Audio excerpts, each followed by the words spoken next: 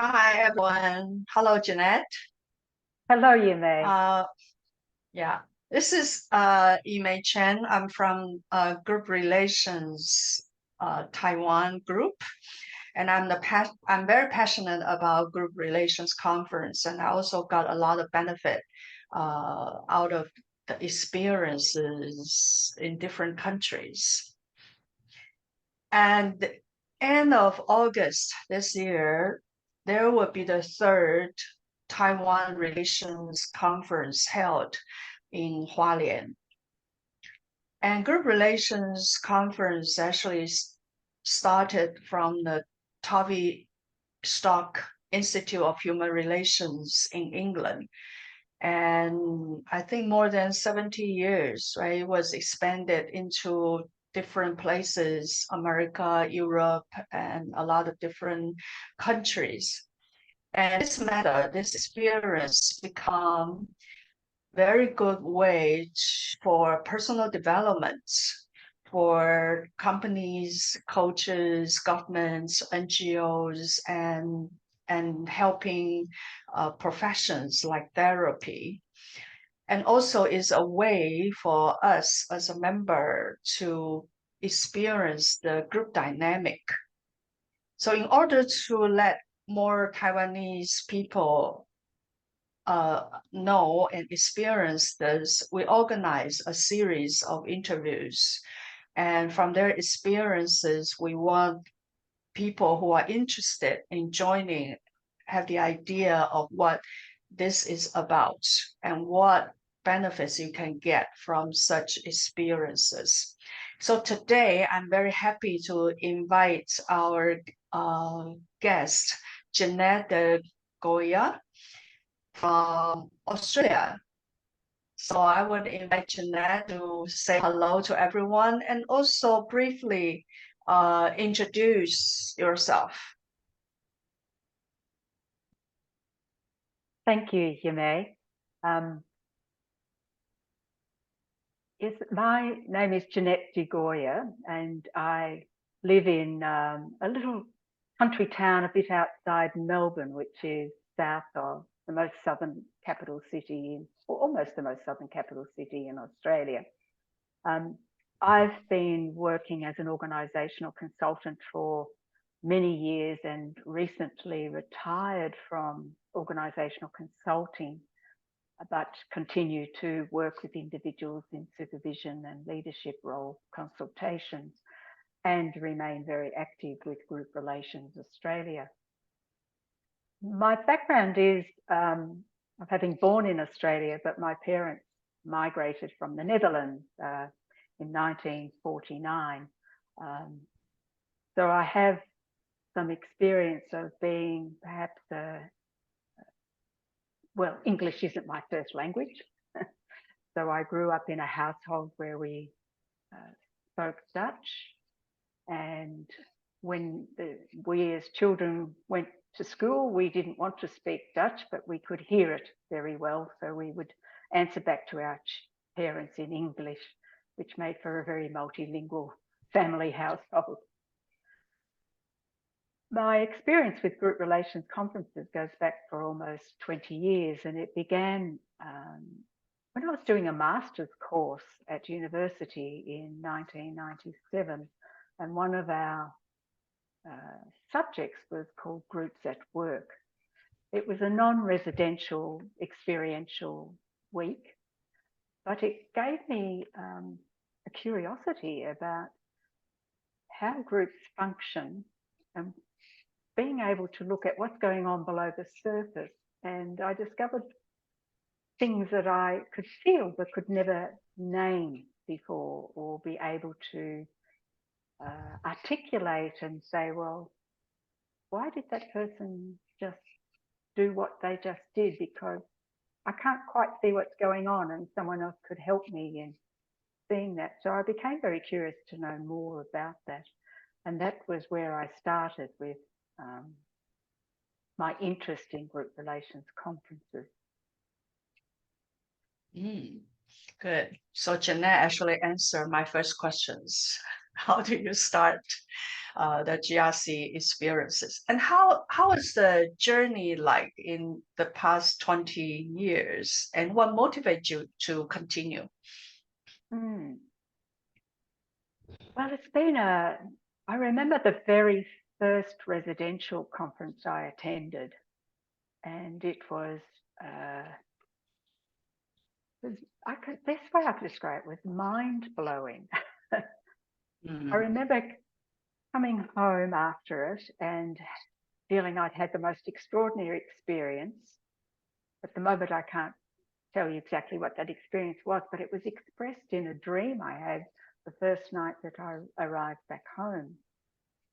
And in my dream, I was in my own home, and a great wall of water, like a huge river of water, went through underneath my house, through the foundation.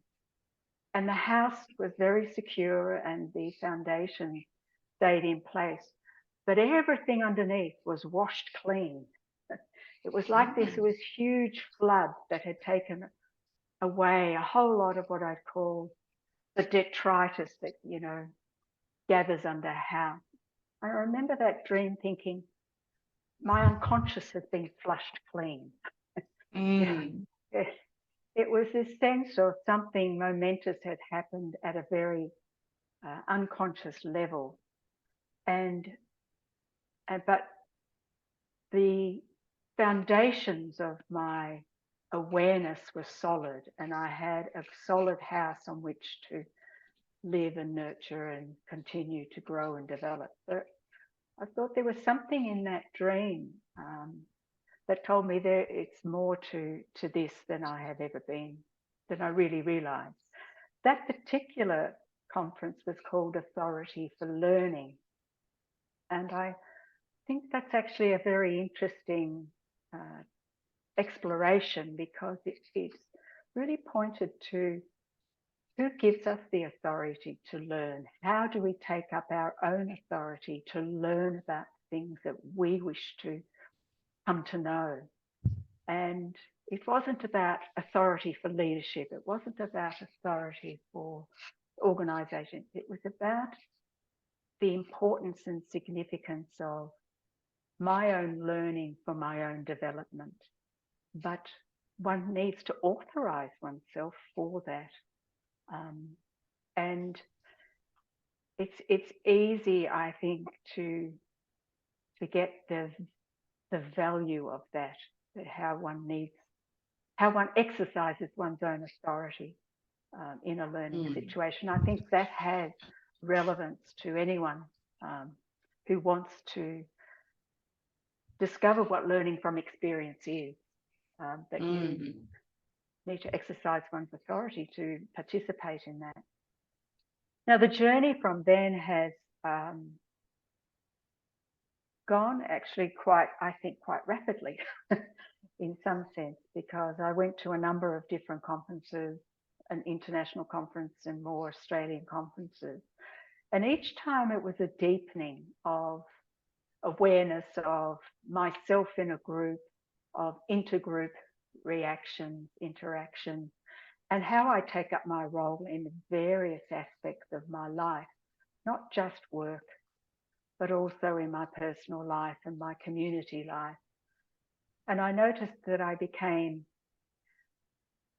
less reactive to things that were going on. I would stop and I would start to let things play out, is perhaps one way of describing it, and observe and study what was going on, and to get in touch with what was I responding to.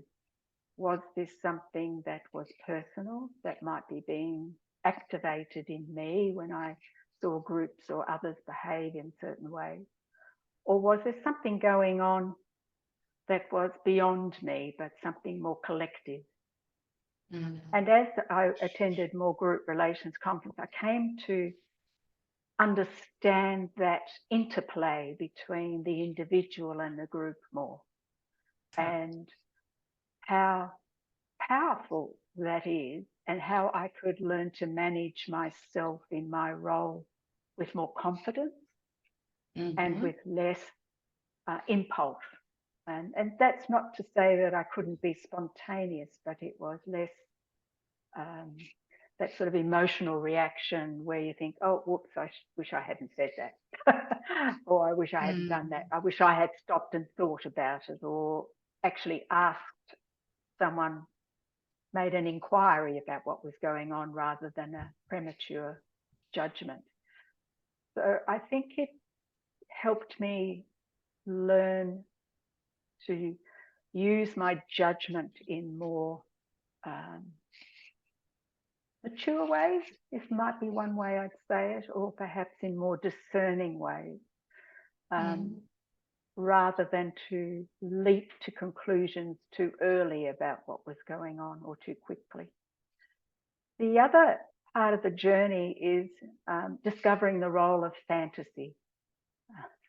The role of fantasies that people have about others, whether they're the individuals or the groups, and the fantasies I have about myself in that, and how to go about testing those in reality, and that if they are not brought to the surface and spoken about openly, then you can't test them.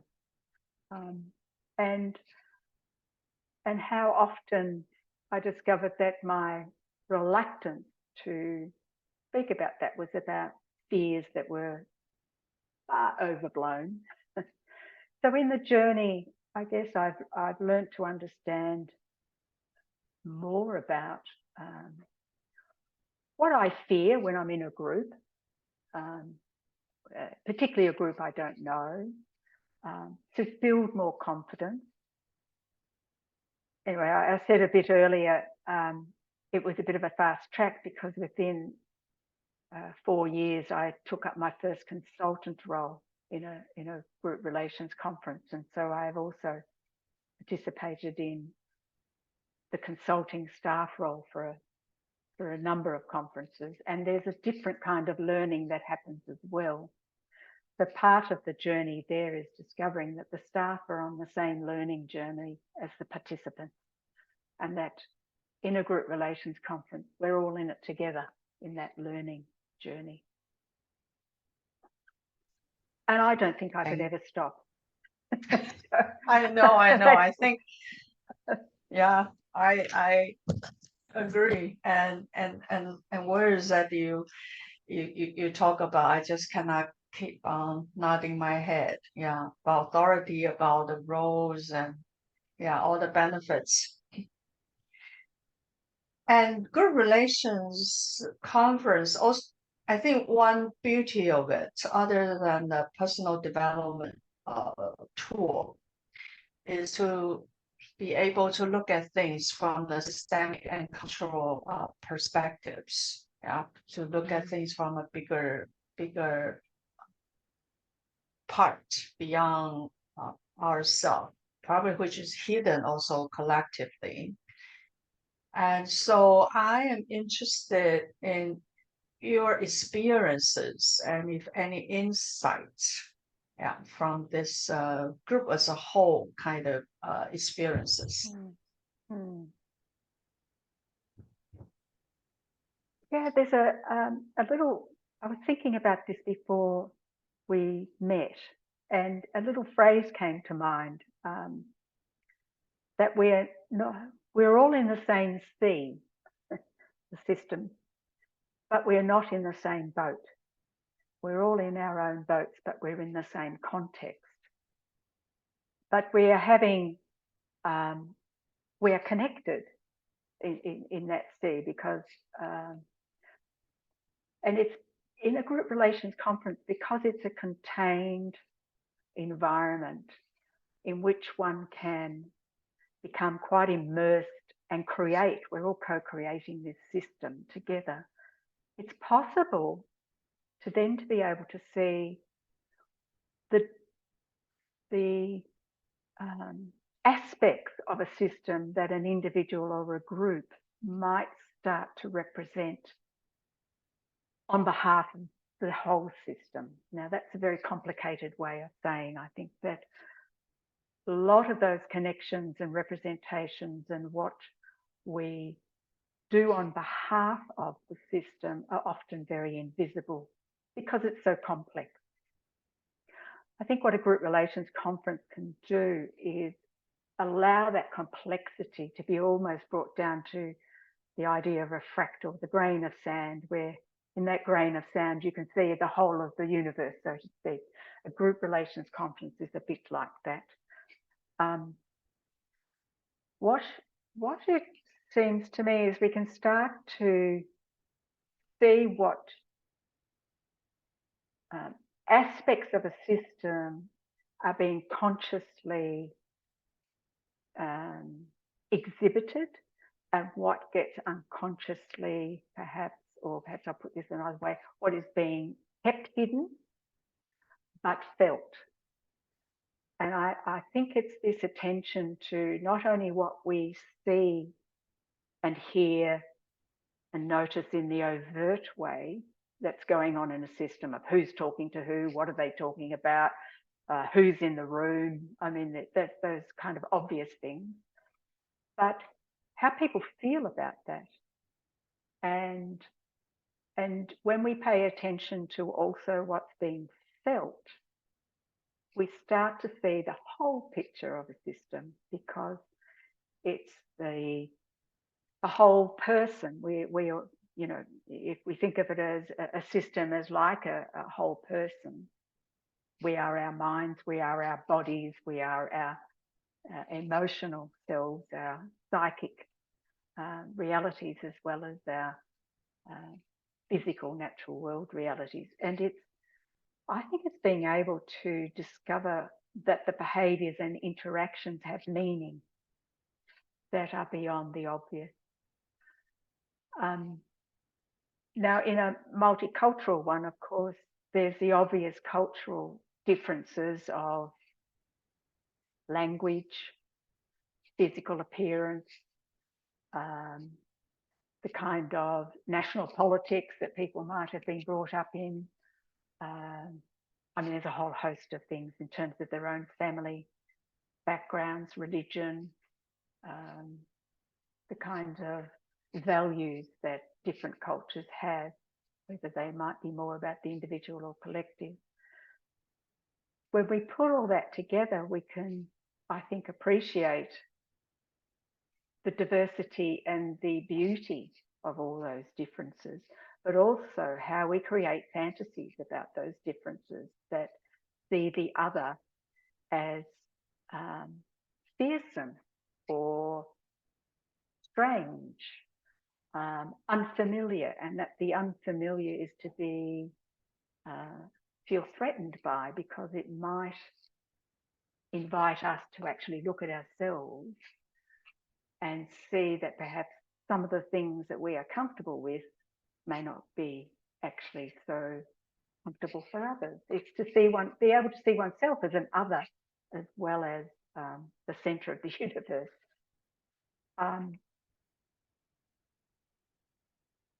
So I think I've lost sight of your question a little bit, but I think there's something special about a group relations conference that can help look and understand at cultural relations that are more difficult to do in other types of learning environments. That's really what I'm trying to say in a very complicated way. True. Yeah.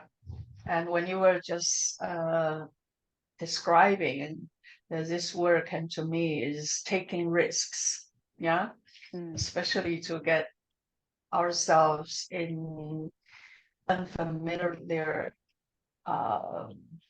way of probably feeling or expression, you know, and project to different people, and also consultants. Yeah. So this can also be very risky kind of thing. It can. And I would be very curious. After your experiences as a consultant in Taiwan, you know, how would you describe, our, describe us. Yeah. Interesting. And what do you want to say?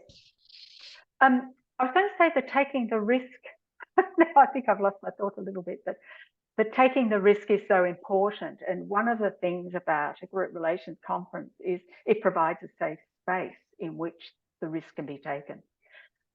When I speak to people who, in my circle of friends and acquaintances who don't know anything about group relations, and I say, well, I'm going to work on the staff of a group relations conference, they say, will there be presentations and things like this? And I say, no, what I'm doing is I'm consulting to a group who is studying, and I'm providing some containment for them as they're doing something very experiential and doing something quite risky. And the role of the staff in a group relations conference is so important for that containment and providing a safe environment. And I think a residential conference enhances that safety of the container because it's bounded and it's kept within a time and space that allows people to take risks and to build trust. So maybe that's also an important word for what systemically and culturally one can learn from this kind of conference is how to build trust in taking risks, in being able to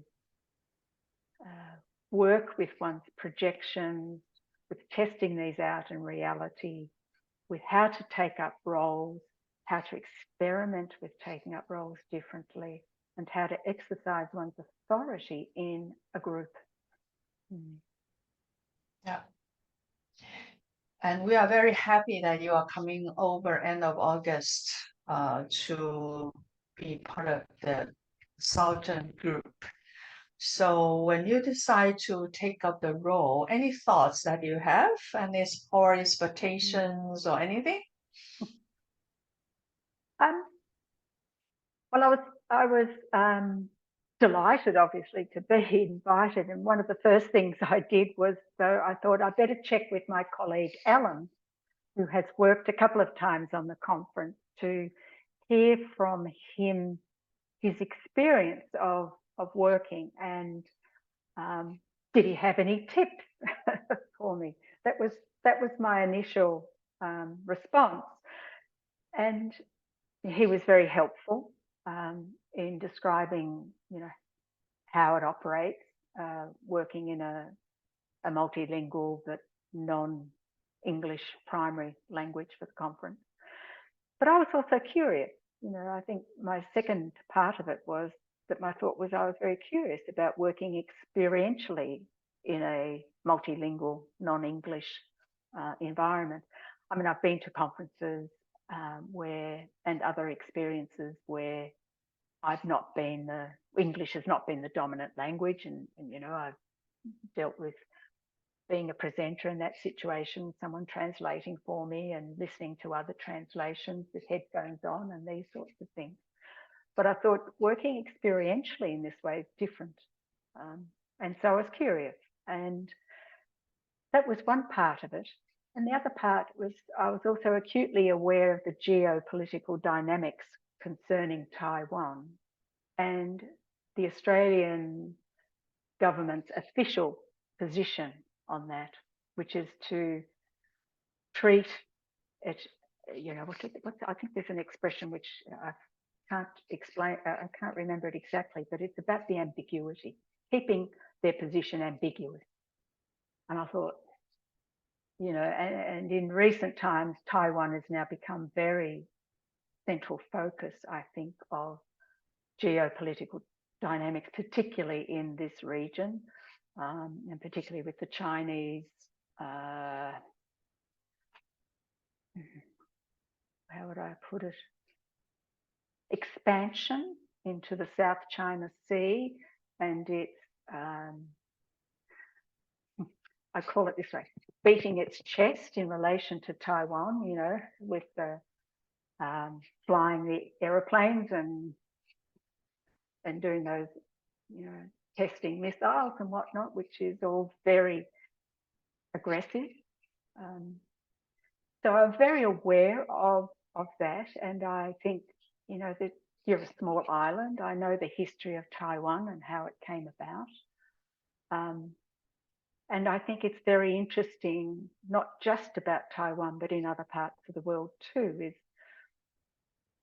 the country that Taiwan is now is a very different society from the country that it was when it was founded 70, 50, whatever years ago. And those dynamics of saying, well, the history, which says, it used to be part of this mainland and it was, that is what should be important now. And I think it ignores something about contemporary society and what the wishes are of the contemporary society. So I think this is a very interesting dynamic of history and people's fantasies about history and people's projections of current reality are all at play here. And Taiwan seems to take up, I think, in global dynamics, a representative role, a representation of this. And being of Australian nationality, it felt important at some other level. I think it's back to this thing of how do you find out about the reality of this for the people in Taiwan, unless you're in Taiwan. It's something about getting in contact with that, which also made me interested to participate in this, because I thought, well, there's something I can bring in my experience to group relations conferences, but there's also something I'm keen to learn about at a wider context, and I bring that as a curiosity. Nice. Yeah, I think we will have a good chat after we all experience the conference. Yeah. And my last question is any words you have for those potential people who probably thinking to invest money and time coming over? Yeah, do you have any words for them?